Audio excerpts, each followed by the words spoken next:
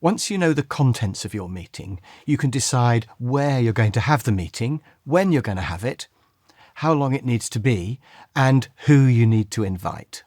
Let's have a quick look at these 4. First, where to have the meeting. Ideally, you want a quiet room if there is one, and if possible, it would be a distance away from work to avoid distractions from other people coming into the meeting or the attendees being tempted to nip out to deal with emergencies during the meeting.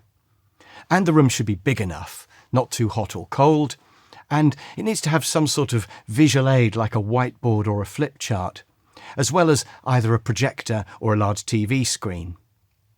But actually, before you book that boring meeting room, maybe it's worth considering changing the location of your meetings sometimes to keep it feeling fresh, which I think might stimulate more new ideas. Take the team out to lunch for the meeting, or go into the big posh directors' conference room, or even into your own office. And if it's a small group, maybe sit outside somewhere, or plan to have a walking meeting somewhere outside, or just around your building. As the setter of the agenda, you have the power to do this. Next, when to have the meeting. These are all the times that I think are bad. Having the meeting before the day starts will be quiet, and it does avoid interruptions, but you don't have the right to ask people to work outside their hours. Also, I personally would be useless at 7 a.m. It's too early for people like me. 9 a.m. is bad because it implies that you'll spend all morning in the meeting, and also it's prime time for people to be organising their day. Meetings over lunch are an option, but again, you're intruding on possible private time, which some people might not want to give up, and the food might be a distraction. 2 p.m. is like 9 a.m. It implies that you're going to spend all afternoon in the meeting. You could, of course, book the meeting from 2 till 3, so it'll only last an hour, but the discipline is being undermined by that start time. 4:30 is bad because people will be tired, and if the meeting does need to take longer, then you're making people stay on late. In fact, they're going to clam up as you get near 5 p.m. or whenever your finish time is, even if there are still important items to discuss. And 6 p.m. is just bad. You should be going home then. Other people have lives even if you don't. So that doesn't leave much, does it? I think it mainly leaves 10:30 and 3:30. Although if any of your meeting attendees are customer-facing, you might also want to think about key times for answering incoming customer calls and making outgoing sales calls, which might be mid-morning or mid-afternoon. So I think your best times are 10:30 and 3:30, and possibly 9 a.m. and 2 p.m. if you definitely keep to that finish time of an hour later at 10 or 3. Third is the question of how long. Well, the agenda tells you in theory, but ideally you'd keep to a maximum of 1 hour. There's research that shows that people's concentration levels drop off considerably after about an hour, so the meeting will be much less productive if it's longer than that. In fact, 45 minutes is best. And if there's more than this much on the agenda, then it's better to cut the meeting in half. Cutting the meeting in half may mean that you can invite fewer people to each part of the meeting, which is a big cost saving.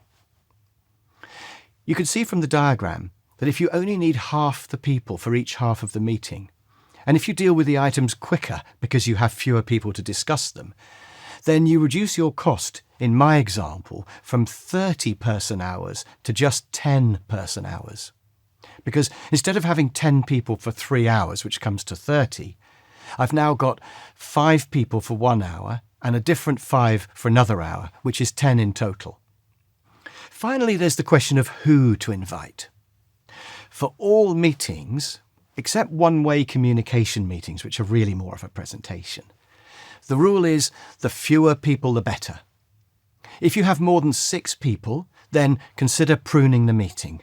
They probably don't want to be there anyway. Each extra person you invite makes the meeting slower and longer.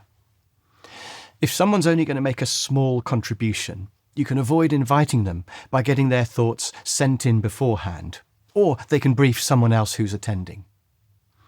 Alternatively, you can invite that person to just part of the meeting.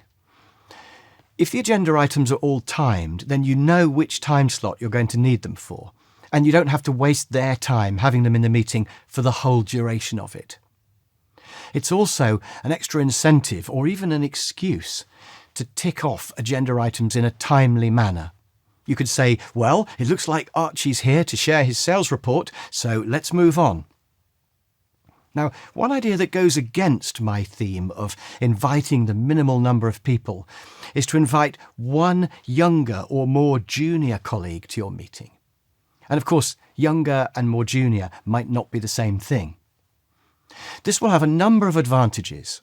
First, if they're more junior, they might be closer to the customers or closer to the real people who are doing the real job. Their opinions won't be clouded by what management thinks or what other people think. We've always done it this way. We tried it 20 years ago and it didn't work. And if they're younger than you, they might be more up with the latest technology and the latest social trends, which the managers probably know nothing about. And also, for the young person who comes to the meeting, it might be really motivational for them to feel a little bit important and good experience to see the thought processes of the meeting, to see what management are working on, and that there are reasons for the sometimes mysterious things that they do. And it could be the start of delegating some of the work. Lots of advantages to be gained from adding just one extra person to the meeting. But if a meeting has become too big, too long, with too many people, you could also consider having the meeting less often. Or maybe start a smaller meeting on a different day and with a new name to deal with all of the easy parts. And if the new small one covers everything you need, then you can let the big one slowly fade away, eventually discontinuing it. And this avoids you having to uninvite everyone from the meeting.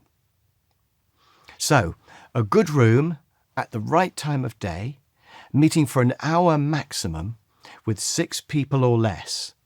That would be ideal.